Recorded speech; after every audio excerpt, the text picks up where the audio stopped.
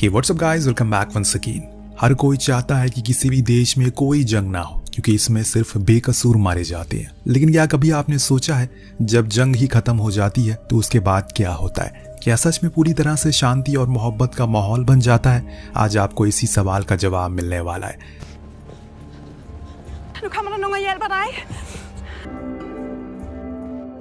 तो कहानी की शुरुआत होती है 1945 से। ये वो दौर था जब हिटलर ने खुद को मारकर अपनी हार का ऐलान कर दिया, जिसके साथ ही उसकी भेजी गई हर सेना ने अपना दम तोड़ दिया। लेकिन कुछ ऐसे भी सैनिक थे जिन्हें पकड़ लिया गया वर्ल्ड वॉर 2 के दौरान और उन्हें बंदी बना लिया गया। जब जंग खत्म हुई तो उसी देश ने उसे बदला लिया और अपने लोगों की मौतों का। तो बात कुछ ऐसी है डेनमार्क नामक एक देश की, जो पूरे 5 सालों तक हिटलर के कब्जे में रहा। लेकिन जब जर्मन हार गए तो उन्हें आज़ादी मिल गई और उनके चंगुल से।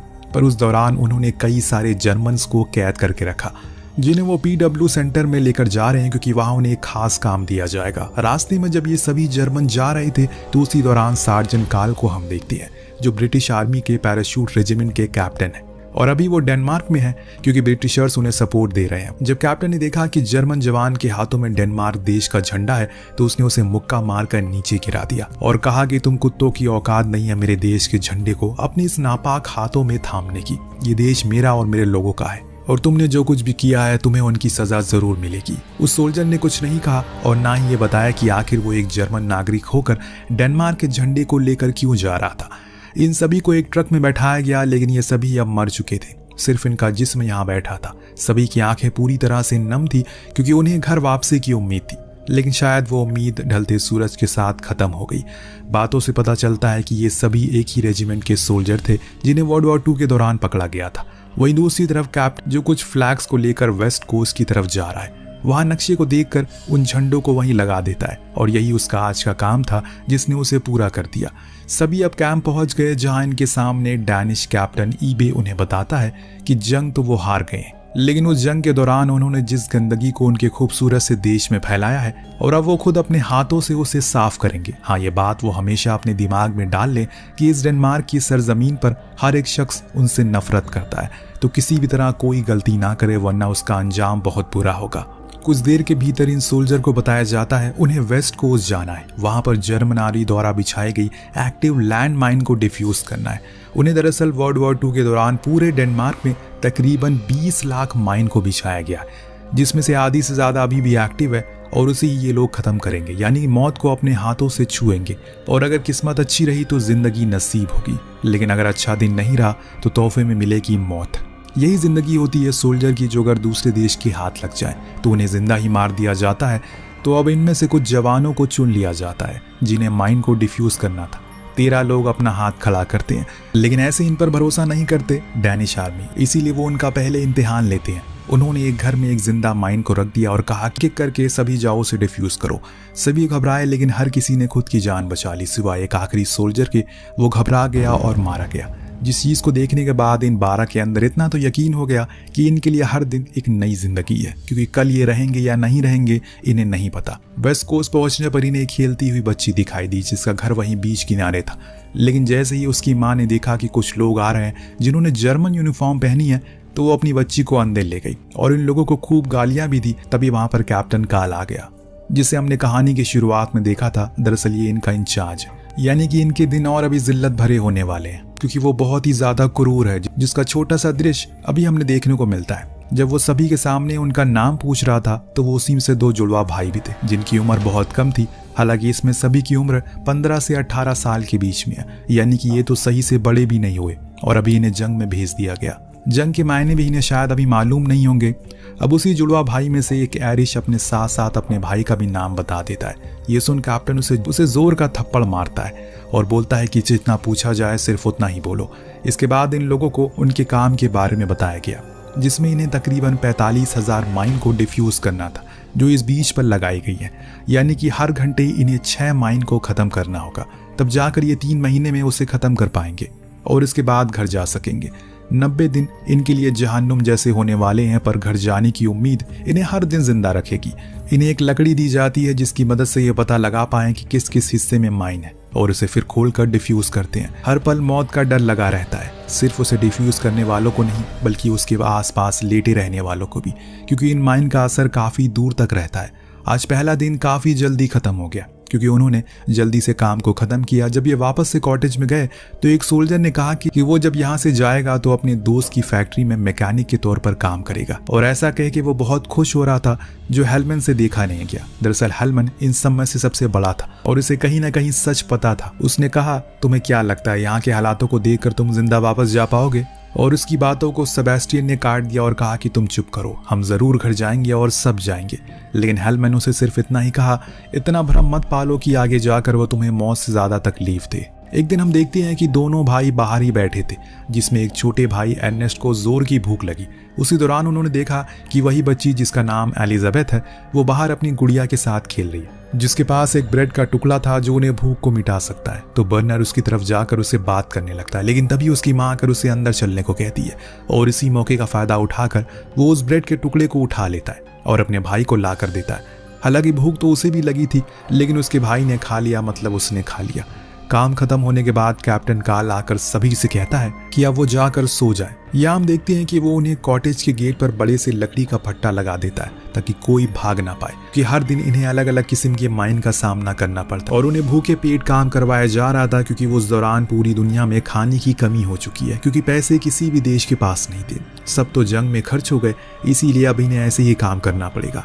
लेकिन जब रात में हीलम ने भूख बर्दाश्त नहीं हुई तो चुपके से वो कॉटेज के बाहर चला गया ताकि पास वाले फार्म से कुछ चुरा कर खा सके, पर अफसोस कि उनके पास भी कुछ नहीं था। अगले दिन सेबेस्टियन इस चीज की शिकायत लेकर कार्ल के पास गया कि उन्हें भूख लगी है, 2 दिन से उन्होंने कुछ खाया नहीं है। तो वो बड़ी ही नफरत वाली भाषा से कहता है, तो मैं क्या करूं, तुम्हें खाना ला कर दूं? मेरे से इतनी नरमी की उम्मीद मत रखना, जब खाना आएगा तो मिल जाएगा, जाओ चुपचाप काम करो। सेबेस्टियन बेचारा कर भी क्या सकता, चला गया। लेकिन धीरे धीरे करके इनकी तबीयत में गिरावट आना शुरू हो गई, जैसे कि एरिस को तेज बुखार हो गया, जिस चीज को लेकर उसका भाई कार्ल के पास जाता है, बताता है कि उसके भाई को तेज बुखार है, इसीलिए वो आज काम पर नहीं जा पाएगा। लेकिन उसने जब उन्हें खाने के लिए मना कर दिया तो ये चीज तो बहुत ही छोटी सी है। अब दोनों को ही काम करना पड़ता है, पर इनका जोन थोड़ा अलग, जहाँ पर कार्ल कम आता है, इसीलिए बर्नर ने अपने भाई के हिस्से का काम भी खुद कर लिया और उसे वहीं सुला दिया बीच पर। एक दिन ऐसे ही सब काम पर लगे थे कि उसी दौरान बेहाल को उल्टियां होने लगती है। सेबेस्टियन उसके पास जाने लगता है, लेकिन तभी बेहाल का हाथ दूसरी माइन पर पड़ गया और वहां पर एक तेज धमाका हुआ, जिससे उससे दोनों हाथों के परकच्चे उड़ गए। इस दर्द को वो बर्दाश्त नहीं कर पाया और बार बार बस एक ही लफ्ज उसकी जुबान पर आते जा रहे थे, उसे अपनी माँ के पास जाना है, अपने घर जाना है। सभी आकर उसकी मदद करते हैं, लेकिन हेलम नहीं आता। शायद वो डर गया था, इसीलिए अपनी ही जगह पर खड़ा रहकर सब कुछ देखता रहता है। बाकी के लोग बेहाल को लेकर कॉटेज के बाहर आए और कार्ल को आवाज लगाने लगे, पर वो नहीं आया। लेकिन बेहाल ही दर्द भरी चीखों ने उसे मजबूर कर दिया बाहर आने को और उसने उसे एक इंजेक्शन और हॉस्पिटल भेज दिया। बाकियों को अपने काम पर ध्यान लगाने को कहा। लेकिन एक दिन कुछ बहुत ही अजीब होता है। सेबेस्टियन को छोड़कर हर कोई बीमार पड़ गया, किसी के जिस्म में इतनी जान नहीं थी कि वो अपने पैरों पर खड़ा हो सके। इस चीज से कार्ल भी हैरान था कि आखिर एक साथ सब कैसे बीमार हो सकते हैं। तो हेलम ने बताया कि ये सब उसकी गलती की वजह से हुआ है, क्योंकि वो रात में पास वाले फार्म पर गया, जहां उसने कुछ अनाज को चुराया और लाकर सभी को खिलाया, पर सेबेस्टियन सो गया था, इसलिए उसने वो नहीं खाया, तभी वो बीमार नहीं पड़ा। कार्ल सेबेस्टियन को लेकर उसी फार्म पर जाता है जो एलिजाबेथ की माँ का था। उसने उस अनाज की जगह को दिखाया जहां पर चूहों का माल पड़ा हुआ था और कुछ अनाज के टुकड़े भी थे। रात के अंधेरे में शायद हेलम को पता नहीं चल पाया क्या अनाज है और क्या माल है। सारी चीज़ों को बताते हुए वो लेडी मुस्कुरा रही थी, जिस चीज़ से आप अंदाज़ा लगा सकते हैं कि किस कदर उसे जर्मन से नफरत है। वो उनके दर्द में खुद की खुशी को ढूंढ रही है, पर उसका ये रवैया कार्ल को पसंद नहीं आया। बाहर जब ये लोग आए तो सेबेस्टियन ने कार्ल से पूछा आखिर वो महिला हंस क्यों रही थी। कार्ल ने फौरन उसे उल्टा जवाब दिया, कहा कि तुम मुझसे ऐसे सवाल नहीं कर सकते हो, तुम्हारा काम सिर्फ जवाब देने का है। इस बात को अपने दिमाग में डाल लो हमेशा के लिए। अब रात होने वाली है, सभी सोने के लिए जाने वाले हैं, पर सेबेस्टियन नहीं गया क्योंकि उसने कुछ बनाया था। वो कार्ल को दिखाता है। दरअसल उसने एक प्रकार का ढांचा बनाया था जिसकी मदद से वो एक समय पर 2 माइन या फिर ज्यादा माइन को बाहर निकाल सकते हैं। ऐसे उन्हें मेहनत और समय दोनों कम लगेगी। लेकिन कार्ल उसकी बातों पर ध्यान नहीं देता और जाकर चुपचाप सोने को बोलता है। उस दिन के बाद से वो इन लोगों को समुंदर का खारा पानी पिलाता है ताकि इन सभी का पेट जल्दी साफ हो जाए और काम फिर से तेजी पकड़ ले। अगले दिन कार्ल कैंप हॉस्पिटल गया जहां उसने नर्स से बेहाल के बारे में पूछा। जिसे वो कुछ दिन पहले लेकर आया था, लेकिन नर्स ने बताया कि उसने तो उसके अगले ही दिन दम तोड़ दिया। ये सुनने के बाद काल के चेहरे पर एक मायूसी सी देखी जा सकती है। शायद उसके दिल में वो नरमी पैदा हो गई जिससे वो अपने काम से कोसों दूर रखता है, लेकिन है तो वो इंसान ही। उसे सेबेस्टियन की खाने वाली बात याद आ गई, तो वो उसी कैंप पे थोड़े से ब्रेड और आलू चोरी से रख लेता है, पर कैप्टन ईबे ने उसे ऐसा करते देख लिया।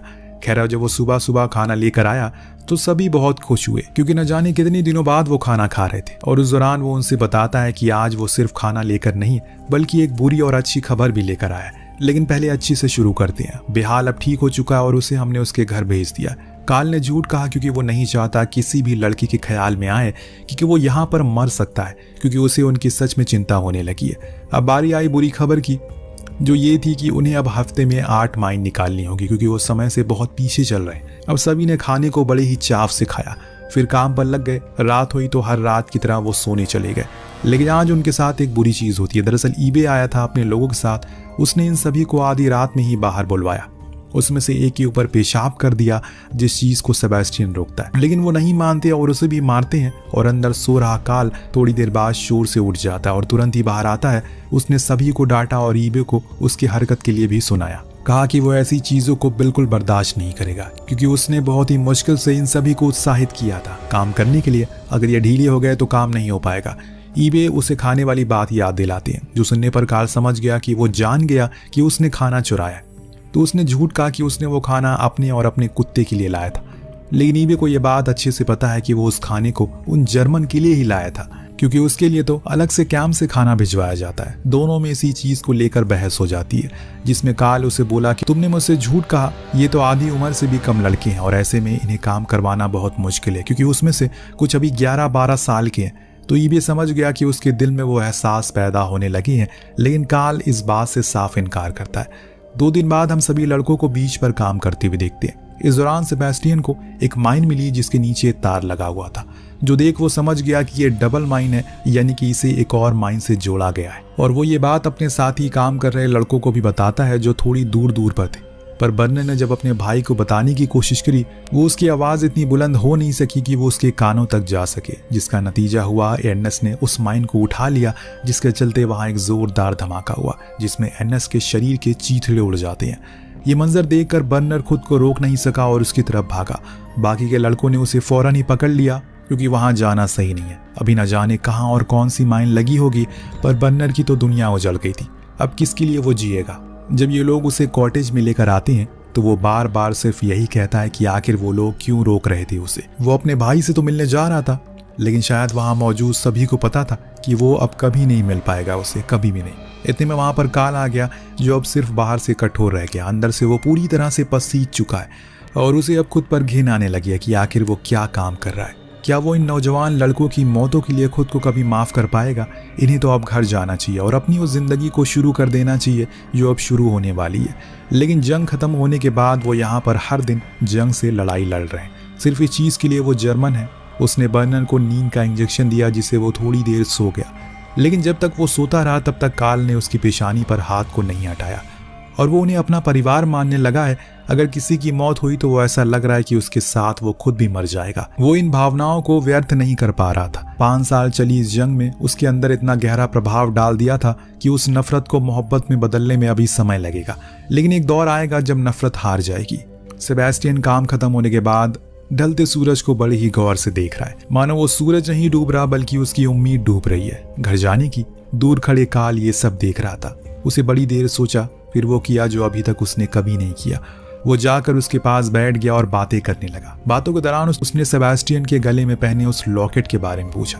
उसने बताया ये उसके पिता ने दिया था। वो पूछता है कि क्या वो अभी जिंदा है। सेबेस्टियन को तो सिर्फ इतना पता है कि मैं जिंदा हूँ, बाकी का उसका परिवार, उसका घर, उसका माँ बाप, उसके भाई बहन कैसे हैं, किस हाल में हैं, क्या जिंदा भी है या नहीं, उसे कोई जानकारी नहीं है। अब यहाँ दोनों एक बात पर आज पहली बार हंस देते हैं, जिसे देखकर पता चलता है कि अब जो कुछ भी है एकदम साफ शीशे की तरह है। उस रात जब वो लोग सोने के लिए गए तो काल ने कॉटेज के गेट बंद किया, लेकिन वो लकड़ी नहीं लगाई जो 1 महीने से हर रात वो लगाता है, क्योंकि अब उसे डर नहीं।